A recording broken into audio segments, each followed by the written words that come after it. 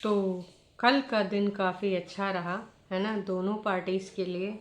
एक पार्टी के लिए कि भाई बहुत दिनों से वो बच्चे का मेंटेनेंस चाह रही थी लेकिन मिल नहीं रहा था, इस वजह से पिता से मिला नहीं रही थी कि खर्च नहीं देगा तो मिलने का कोई अधिकार नहीं, चलो चलो निकलो। फिर बहाना बना के आती नहीं थी, मिलवाती नहीं थी। लेकिन लेकिन लेकिन दोस्तों, फाइनली मेंटेनेंस लग चुका है। कल पूरी चीज़ें स्पष्ट हो गई।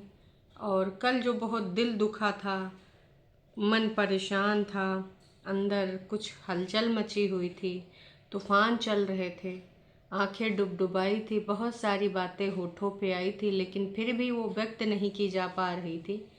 तो सोच रहे थे लोग कि आखिरकार ये किस चीज़ का पछतावा है, क्या रिश्ता टूटने का या फिर जो इनका मैडम का मेंटेनेंस रद्द हुआ है उसका। क्योंकि इन्होंने तो पूरी उम्मीद लगाई थी कि एक मुफ्त योजना के अंतर्गत है ना, इतनी रकम ऐठेंगे, इतनी रकम ऐठेंगे तो तुम्हारी घरवा और जमीन जायदादवा सब बेचक पड़ जाई।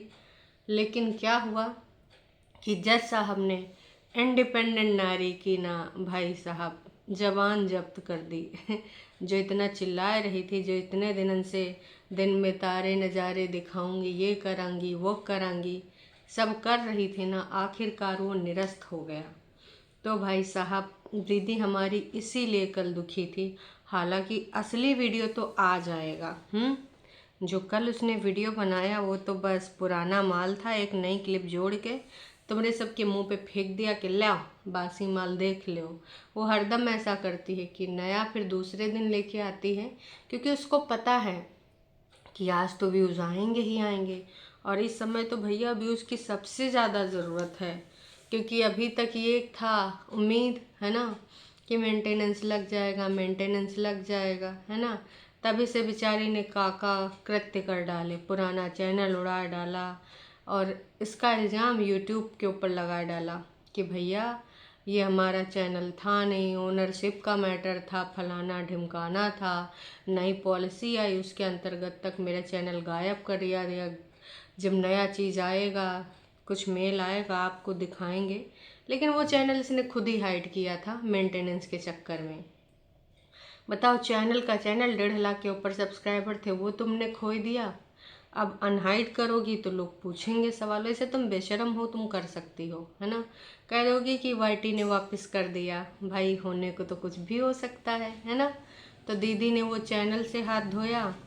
जितने साम दाम दंड भेद वकील ने, नोना वकील ने बताए उसने सारे अपनाए, लेकिन देखो मुंह की खाई। तो भाई साहब वैसे अंकुश कह रहा था कि सौरभ हमारे लिए बहुत लकी हैं। जब मौका होता है तो सौरभ साथ में ले जाते हैं, फिर कुछ अच्छा हो जाता। वैसे दोस्तों ये वही सौरभ हैं जिनके साथ ये बैठ के गली में गुजरे थे। तो सौरभ के ऊपर भी क्रिमिनल किडनैपिंग के चार्जेस लगाए थे कि अपने दोस्त के साथ मिलकर मेरा बच्चा चुराना चाहते थे, किडनैप करना चाहते थे। भाई गौतम और सौरभ के साथ तो ये भूल गए कि अपने खून के रिश्ते हैं, मामा मौसी के लड़के तो खून के रिश्ते कहलाए जाते हैं है ना। माँ और मामा माँ जैसे मामा मासी सब एक ही नानी की औलादें होती हैं है ना। लेकिन भाई साहब इन्होंने तो भुला दिया, अपने कजिन ब्रदर को भी ये जेल की हवालात, मतलब भाई साहब सपने तो थे लेकिन हो नहीं पाया। वैसे छोटे मोटे चार्जेस से थोड़ी जेल में जो लोगों को भरने लगे। तो कल फिर से सौरभ को देख के वैसे इनके सबके क्रिमिनल केस भी था एक है ना। तो सौरभ गया था इनके साथी में अंकुश के। वो चीज़ देख के मुझे यही लगा कि हमारी दीदी एकदम आग बबूला हो गई होगी कि अच्छा ना बेटा हो, तुम्हारे ऊपर दूसर का केस करना पड़ेगा लग रहा है, तुम ऐसा ही नहीं मानोगे, जब देखो तब चल देते हो हैं। हाँ नहीं तो देख तो लो। हालांकि ये चीज़ बहुत अच्छी लगी, सौरभ भैया बस मंद मंद मुस्कुराए देते हैं।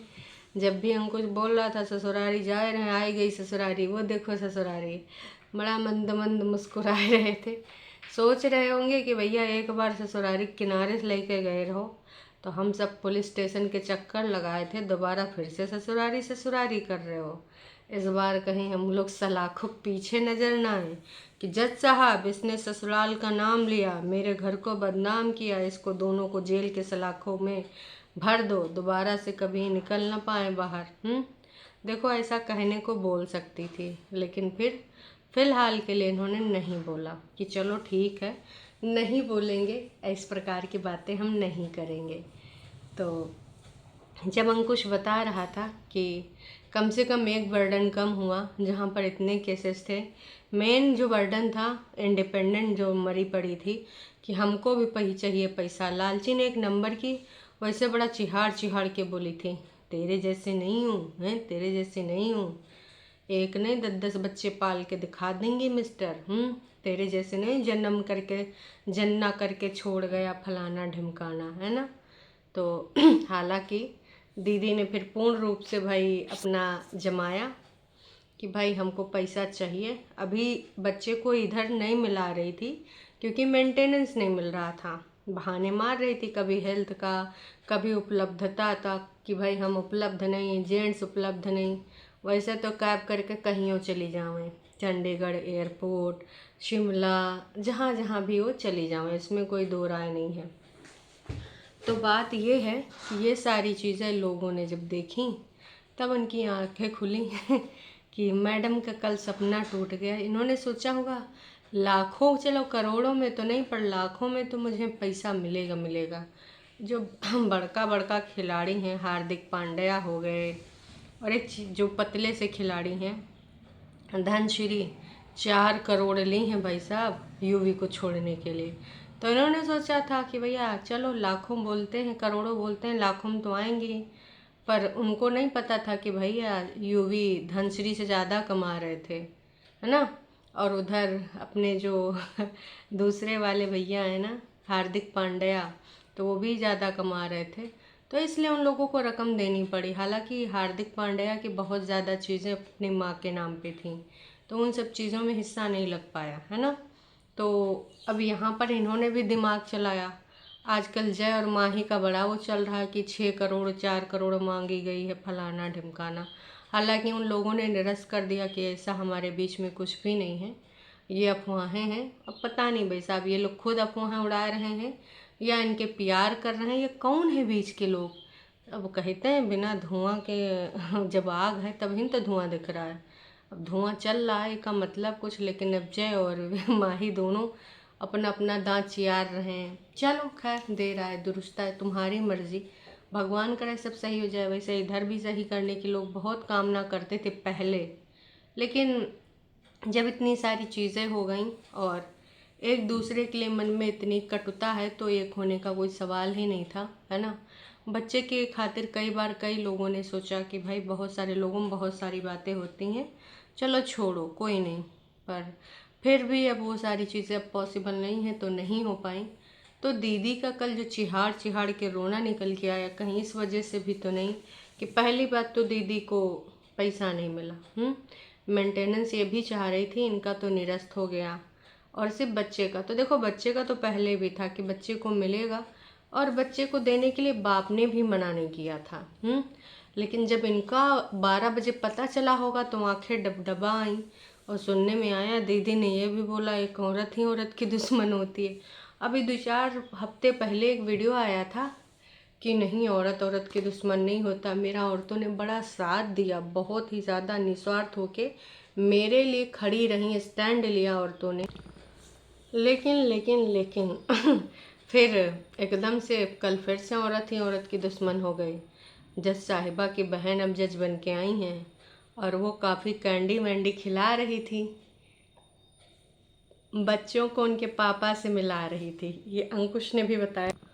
तो आने वाले टाइम में अंकुश के भी मन में ये हो गया कि मैं भी सिट से मिल पाऊँगा, और अगर जब मैं मेंटेनेंस दे रहा हूँ तो मैं अपने अधिकारों के लिए लड़ भी सकता हूँ, क्योंकि अभी तक तो बंधा नहीं था कोर्ट के द्वारा, पर अब डिसाइड हो गया है। तो सामने वाला बंदा अगर मेंटेनेंस दे रहा है तो अपने बच्चे से मिलने का पूर्ण अधिकार रखता है। अब इसीलिए दीदी तिलमिलाई, कहा कि दीदी के ईगो की हुई हार।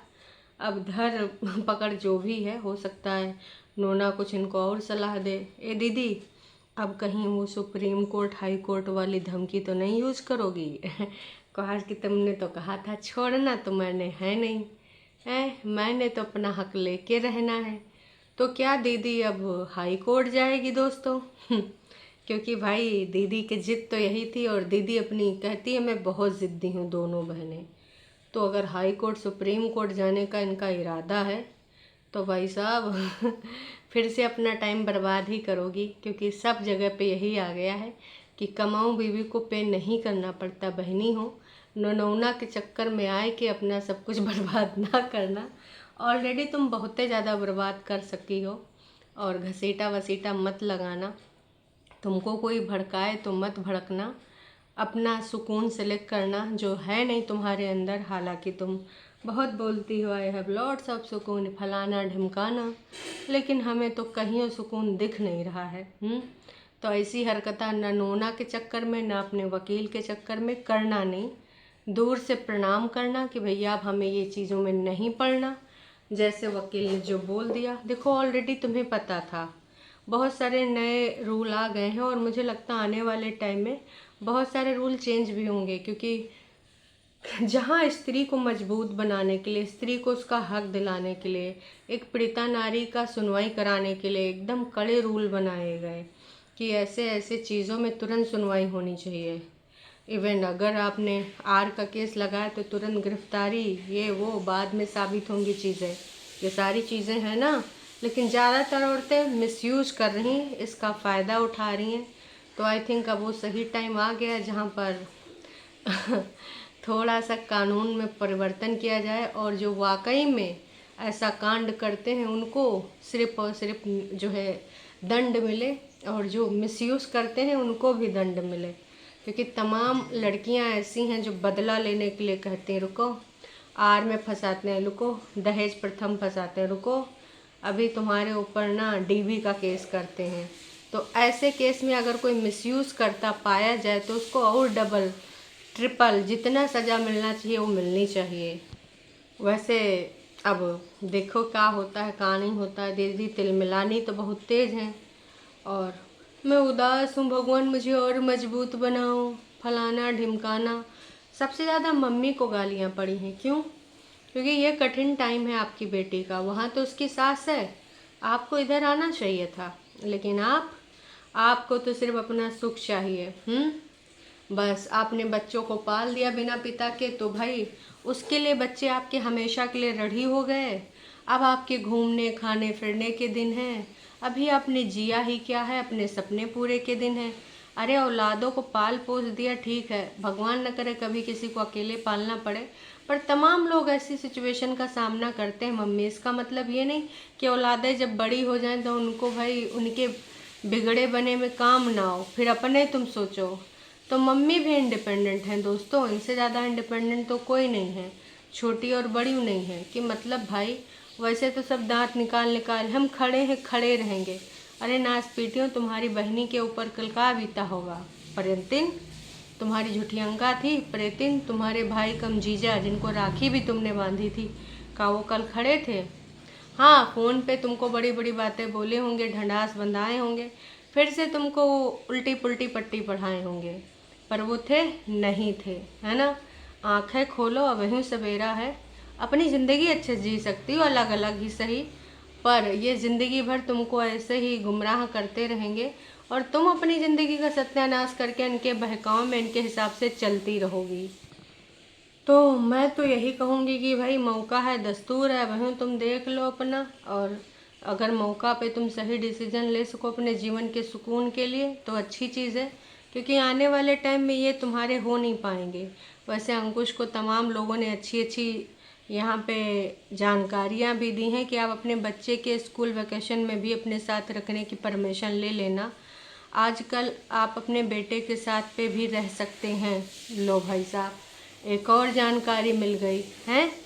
इसी प्रकार से सौरभ भाई को थैंक यू बोलना हमारी तरफ से भी। अंकुश वो लकी हैं तुम्हारे लिए। हम तो कह रहे हैं हर हियरिंग में नज़र पट्टू बट्टू की तरह इनका उठा के ले जाया करो, और सामने वाली पार्टी भी खून जलेगा कि बताओ हमारे रिश्ता जा रहे हैं हमारे पति, कागजी पति के साथ। वैसे तमाम लोगों ने बोला है सौरभ भाई तुम्हारे लिए लकी हैं, अगली बार भी ले जाना, और अपनी सेकंड पार्टी के ससुरारी वालों का खून भी जलाना। ऊना हो ससुरारी या फिर बिलासपुर हो, भाई ओनम भी के चल रहे हैं आज़ादी वाले, तो आज़ादी वाले में वो कहाँ गई थी अंकुशा अकेले गए थे, तो उसके लिए भी लोगों ने बोला है कि भाई सौरभ को देख के साथ में अच्छा लगा, खुश रहो। और अच्छा है कि धीरे धीरे तुम्हारी सारी चीज़ें रिजॉल्व हो जाएं और पॉजिटिव पार्टी की कज़िन ही आपके साथ होना मीन्स बहुत सारी बातें और बहुत सारे सब्सक्राइबर को बहुत कुछ दिखता है। वो तो देखो डे वन से दिखता है, जब गौतम और सौरभ इनके साथ हैं, उन लोगों के रिश्ते हो के खून के रिश्ते, क्योंकि इन लोगों ने कभी उनको वैल्यू ही नहीं दी। ज़रूरतमंद जब होते हैं तब कोई भी रिश्ते को प्रेस करते हैं। अब वो कहाँ गए बिंटा मामा, हैप्पी मामा, जब ज़रूरत होते तो माँ से प्यारे मामा जी, हमारे प्यारे मामा जी ने साथ निभाया, हमारा गैस सिलेंडर भरवाया, हमारा राशन डलवाया। 2-4 एपिसोड बना देते हैं, फिर हटो मामा, चलो इतना में इतना मिलेगा, निकलो, ये होता है। तो भैया ऐसे थोड़ी होता है कि जब तुम्हारा मन हुआ रिश्ते भून लो, जब मन हुआ तो बाय मामा, टाटा बाय बाय मामा, ऐसे नहीं ना होता जी। बाकी लोगों ने भी भर भर के कमेंट करे हैं।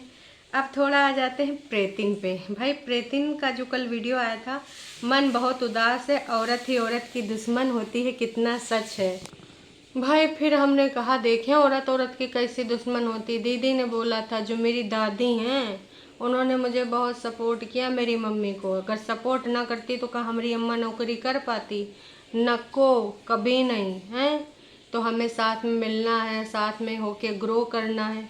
ए इधर आओ नासपीटी। वो भाभी के साथ में मिलकर ग्रो काहे नहीं कर पा रही हो? तब तो उसका भाई छोटी छोटी भूलें दिखा रही हो। जाला लगा है, झूला गंदा पड़ा है, किनारे झाड़ू नहीं लगा है। औरत हो क्या, औरत के साथ ग्रो नहीं कर पा रही हो नासपीटी? यहाँ यो बोल बच्चन देने, मतलब यार इतना बोलो जितना लोग बर्दाश्त करें, जितना लोग सोचें कि हाँ ये सही में है। तो औरत ही औरत वाला लेक्चर ना दो। और हम भी जानते हैं औरत ही औरत की दुश्मन होती है। यहाँ तो भाइन की औरत की तुम दुश्मन बनी बैठी हो, बाकियों की तो तुम छोड़न दो। तो इस प्रकार से औरत औरत की दुश्मन हुई ना दोस्तों। लोगों ने इनको भर भर के कमेंट किए हैं, जो अभी तक इनको कमेंट आए 170 के ऊपर हो चुके हैं। आपने वाईटी के चक्कर में और बड़ी दीदी के चक्कर में अपना सब कुछ तबाह कर दिया। ज़िंदगी कभी मायके में रह कर नहीं कटती, और आगे आगे बुरा लगनेगा तुम्हें। तुम्हारी बहन जीजा कहाँ गायब हो गए? बोलते थे खड़े हैं खड़े रहेंगे, अब कहाँ हैं? तुम्हें इसलिए बुरा लग रहा है क्योंकि तुम्हारा मेंटेनेंस कैंसिल हो गया। इतना भी सच नहीं लिखना था, हैं? आपने बहुत सच लिख दिया। तो जो भी आपका डिवोर्स केस है वो डिसमिस नहीं हुआ। तुम्हारी बहन तुम्हें केसों के चक्कर में फंसा के खुद मम्मी को साथ लेकर भागी है। इतनी ही सगी होती तो आपके साथ सड़क खड़े होके जो डायलॉग मारा था वो पूरा करती। और जो बग्गा है और बग्गी ने किया है, उन सारी चीज़ों को तुम भूल गए, अंकुश के फेवर में हो रही, इसलिए तुम्हें बुरा लग रहा है प्रेतिन। इट्स नेचुरल फीलिंग, मैं समझ सकती हूँ। और आज तुम्हें पता चल ही गया होगा कि कौन किसका कितना है। अपनी सिस्टर से दूर रहो, अभी भी मौका है। अपने केसेस को एक एक करके तुम ऐसे ही हारती जाओगी।